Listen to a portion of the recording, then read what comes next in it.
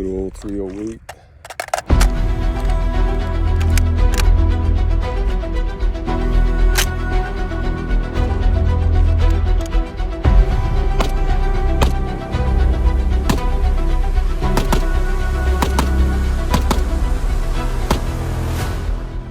Hey everybody, today we have the wonderful DSARMS SA58 FAL.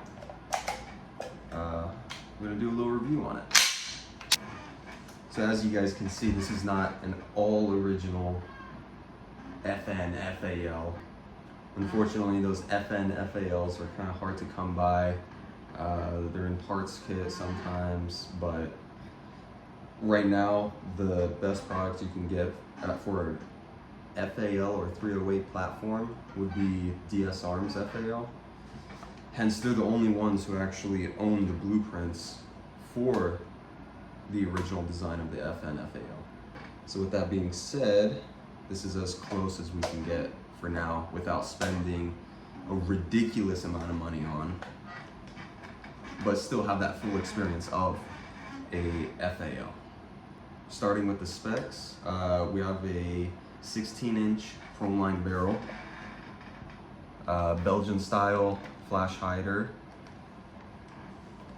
carry handle added to it. Originally it didn't have that, and part of the history actually during the Rhodesian War, they would actually chop this off because they have had incidences where the brass would hit the charging handle and fly directly into your eye.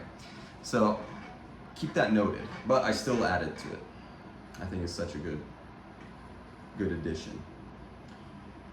It has a non-reciprocating charging handle on the left side, so pull it back, non-reciprocating. It's very AR-like in the sense that it has a charging release button right here. So it puts the firearm into battery without racking it, like what you have with your typical AKs. Although you could rack it back as normal. It has that rock and lock system, like an AK. Safety design, very similar to what you see on like OG ARs, things like that. A little bit different, of course. A lot of times I've noticed that people have a hard time getting comfortable with this type of pistol grip because it has such a harsh, aggressive angle. Personally, I have no problem with it. I've gotten used to it, and I've just found myself to love it more and more. It's been a very good, reliable platform to use.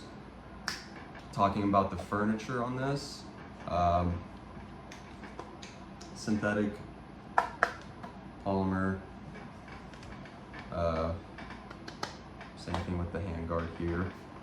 This does have an adjustable gas system, so you can twist it to the left, to the right to put more or less gas, more back pressure or less back pressure, depending on how hard you're running the FAL. I did a couple more upgrades to it. I got the DSARMS optic rail up here. Slapped a real simple strike fire red dot on it, Vortex. I like the little rise that it has, considering that this was such a low profile type of firearm. I mean, cheek weld, you were pretty down here, almost AK-like. But now, since I have an optic on it, now I have a better cheek weld. My head's not completely flat against the gun. I have a little bit more slack, which I like. Guys, if you're gonna get into FALs, just keep in mind the magazines are hard to come by. If you want to get authentic FAL magazines, not even DSARMS has been able to produce the metal magazines for them yet.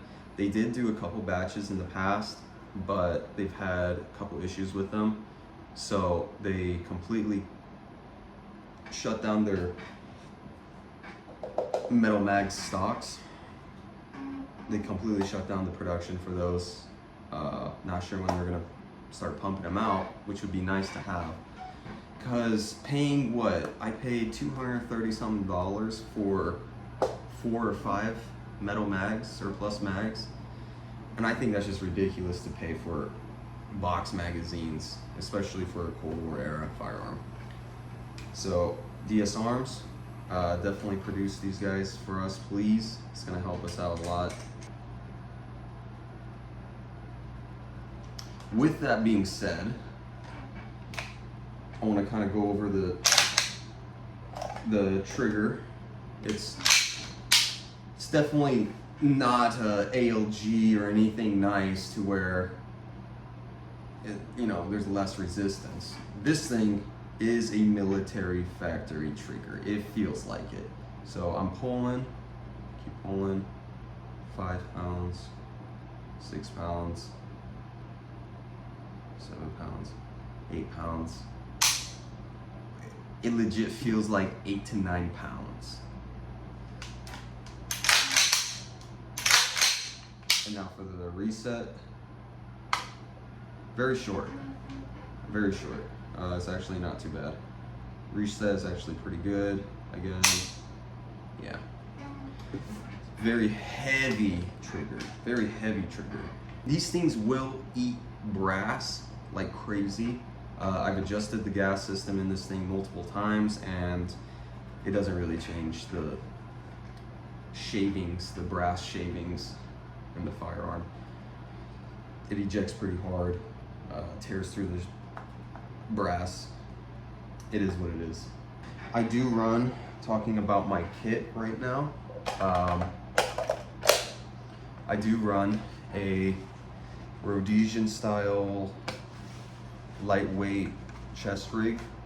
I got this for about like 20-30 bucks max, and you can pick yourself one of these up on Amazon. I mean, anywhere. These things are cheap, reliable. I haven't had any problems with them. It's been through heavy use, as you can see.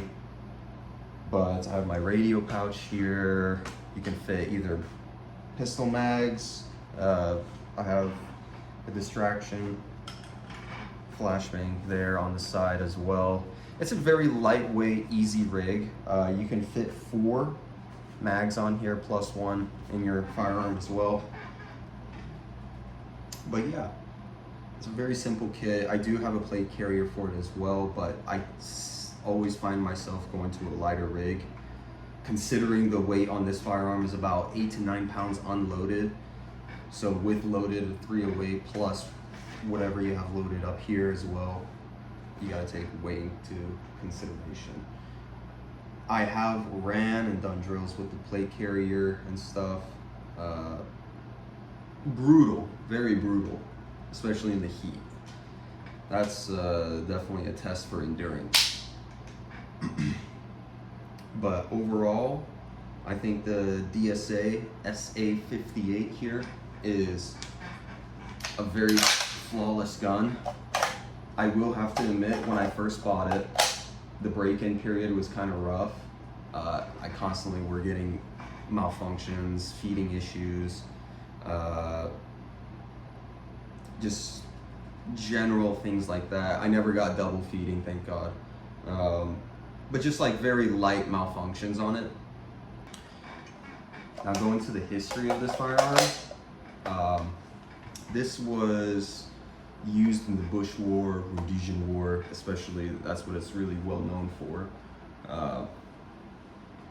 Back in the 60s and 70s. This thing was also used in like Eastern Europe, to the Falkland War. It was used in over, I believe, 90 different countries and was titled the right arm of the free world. It was the gun to stop communism. It was the firearm. This was actually, this was supposed to be adopted into the US military, but the US military reconsidered it and decided to go with the M14, chambered in 308 as well. Personally, I find this, especially during that time, this would have been a little bit more practical than the M14, in my opinion. But it is what it is. And a lot of times, talking about the camo, during the Rhodesian War, they used they would call it a baby poop camo. Of course, I did something completely different than that. I did something that would actually match my environment and went with like a sandish earth tone type of color for it. I think it looks pretty damn good, not gonna lie. I added goon tape as well here. Disassembly on this thing. In order to disassemble this thing, all you gotta do is, see this paddle right here? You just be pushing that paddle up. Now, sometimes they're a little stiff like mine, and you just get the bolt and everything to fly out. Look at that. Anyways, so far this is the field stripping. Got your bolts and everything. This pin is for recoil. It'll push inside the stock. Very simple in design. And then of course, if you remove this, it will completely detach the lower from the upper. So with that being said, you can swap if you can get an upper from DSARMS. Maybe you go for something shorter if you want to do an SBR. Or if you want, you can do a longer, more traditional look. But these are swappable. You could detach the top from the bottom, which is nice. Reminds me of AR style platform. All you do is just take this end, slide it in, and with a little motivation, you have yourself an FAL. The FAL, some models, they have sand cut bolt carriers, which would have little grooves in them, sand cut it in, and that would supposedly help out with like dirt, grime, things like that. If you got it inside the internals, it would just chew through it and tear through that sand or dirt, or whatever you might have, rocks, you know, anything. So that's a good addition to it. Unfortunately, mine does not have that. It is just the OG original bolt carrier assembly and everything. And yeah, typical price for something like this or anything around this type of variant, you're looking at like 1,200 to 2,000, maybe more, unfortunately. I believe I got mine for 17 or 18. It was around there, $1,700 to $1,800. That's what I paid for this Jungle Warrior FAL, 16-inch barrel. Very nice, very easy. Definitely not very light, but go out there, train guys. Things with that similar price range, you have the Springfield M1A, PTR, of course. You have, there's a whole bunch of other options you can get out there, but I decided to go with the FAL. I just think it's beautiful. To me, when I first saw it, it looked like a Star Wars gun straight out of the movies, and I was like, whoa, I need to get my hands on one. So that's what I did. Well, thank you guys very much for sticking around. I just wanted to kind of splurge on what I got here and kind of explain to you what I have. I think it's a wonderful piece of history, and it could definitely be brought back to the modern times. This thing is applicable. It is 308, guys. That's not gonna change. So if you have the chance, definitely get your hands on one of these.